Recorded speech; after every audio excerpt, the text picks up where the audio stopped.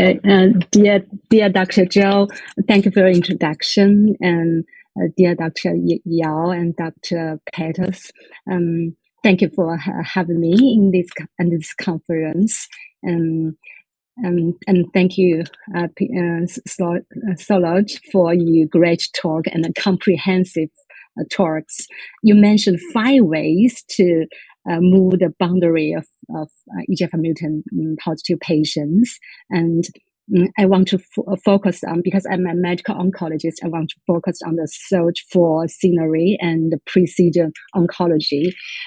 As we know, the third generation EGFR TKI monotherapy demonstrated it's the standard treatment and preferred treatment for EGFR mutant non-small cell cancer patients. However, their efficacy has plateaued,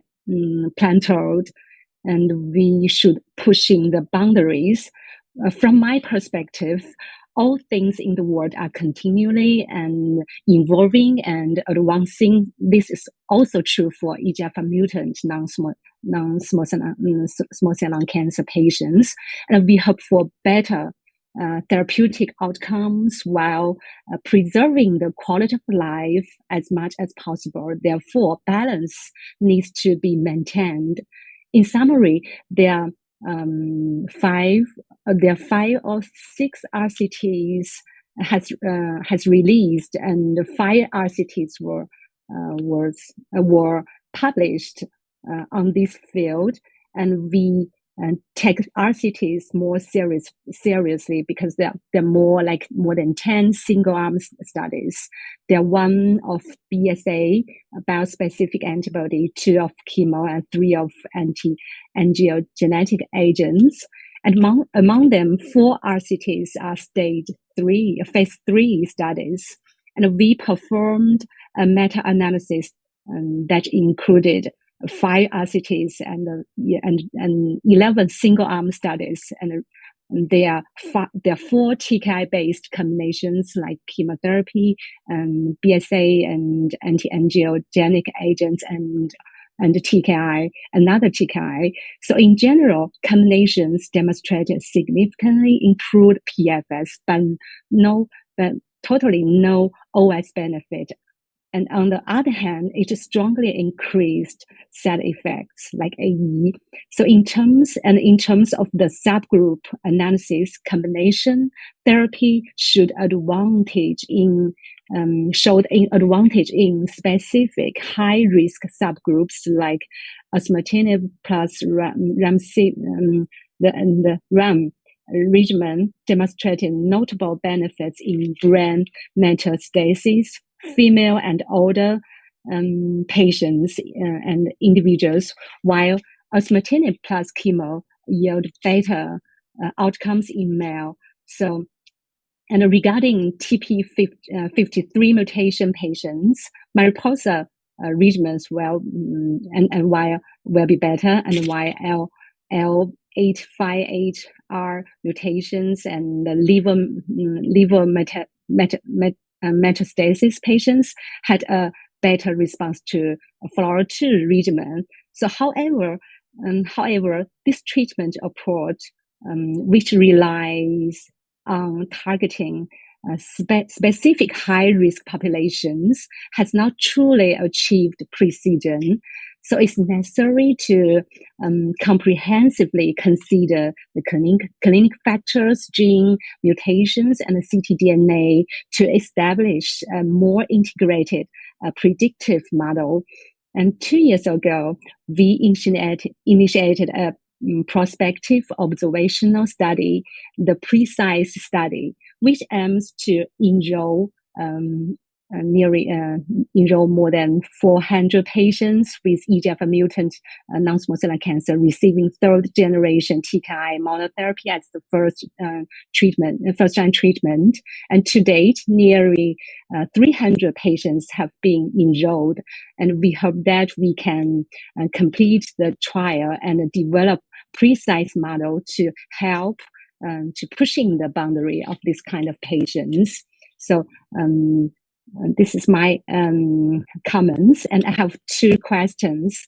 The first one we don't have good enough like precise biomarker for the combination treatment, where you give all the patients combination and otherwise how to select the patients for the combination in your clinic practice.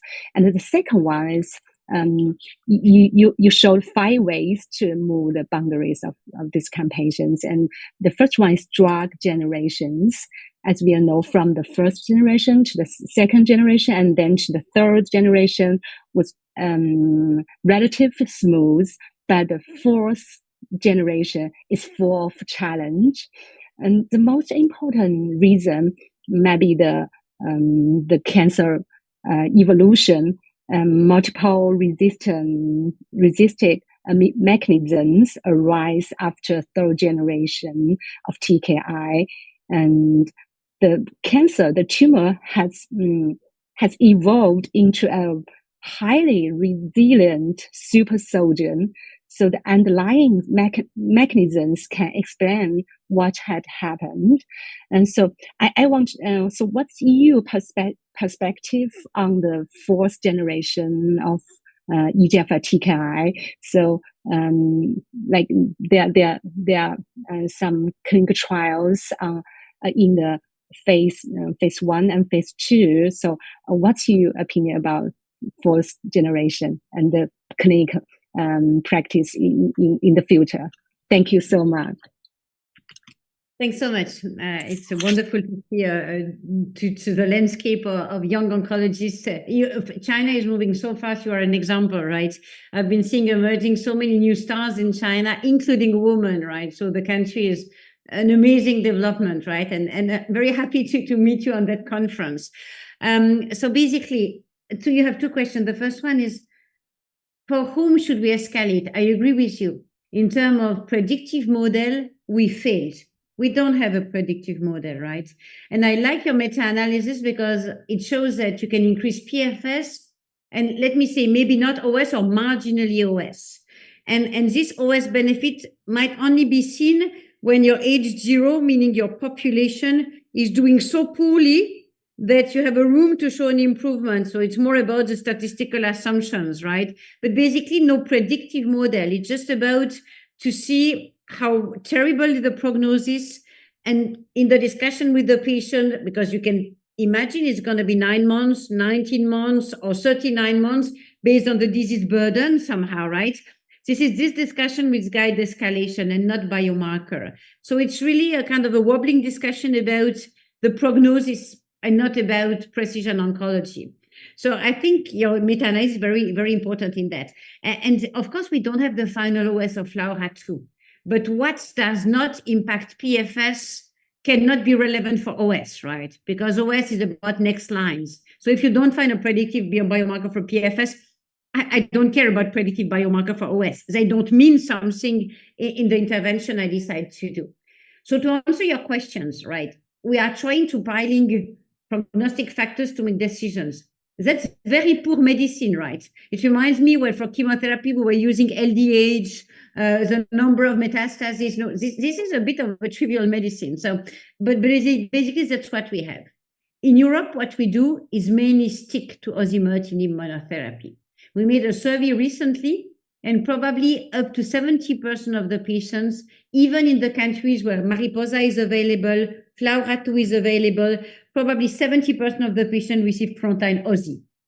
The exception would be patients very young with this diagnosis, a very, very important disease because of late diagnosis, where the symptoms are here, because symptomatic release is certainly better with FLAURA2 as compared to monotherapy osimertinib. But that might be the main criterion, the disease burden and the age. Some people think that brain metastasis is an argument. That's what the Europeans tell, even if the biology behind is somehow confusing. But I agree that the data look good in brain mets. Sometimes brain mets, if the alternative is to give whole brain radiation, so then I prefer FLAURA2, right? Because I don't want to give whole brain radiation. But basically, most of the time we use monotherapy. And we keep amivantamab for second line, we keep chemo for second line, and we move this way. And I think it might remain that paradigm.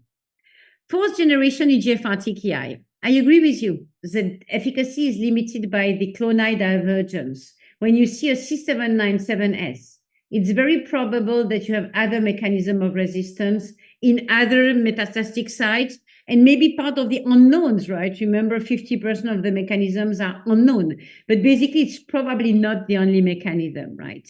So basically, they're probably limited by one, their biologies. They need to go to the brains. They need to stick to T790M, exon 19, exon 21, as well as C797S, which is not easy. And they need to be not too much toxic and spare the wild type if possible. So what I mean by that is biology is difficult, but the disease at that stage is probably very difficult, right? So probably it's going to be, if a drug is not too toxic, something to consider, but I can already guess that the PFS will be 5 months or 6 months, but not 25. So that's really the clonal divergence. And I go back to the question of Professor Liu about radiation. I think it was him, because Charlie Swanton, the genetician of lung cancer to me, is always telling, if you can ablate, ablate about radiation, right? Because everything you let lively, kind of completely viable, will create subclonal divergence, right? We know it from prostate cancer. A lesion gives rise to other lesion, which give rise to other lesions. It's not only the primary, it's a kind of escalation of clonal divergence, right? So that's where probably radiation changed more than the fourth generation TKI, the fate, is because you avoid some new divergence, new clones to emerge, right? So I would not believe so much in the fourth generation, but I would believe more in a very interventional local strategies from the beginning.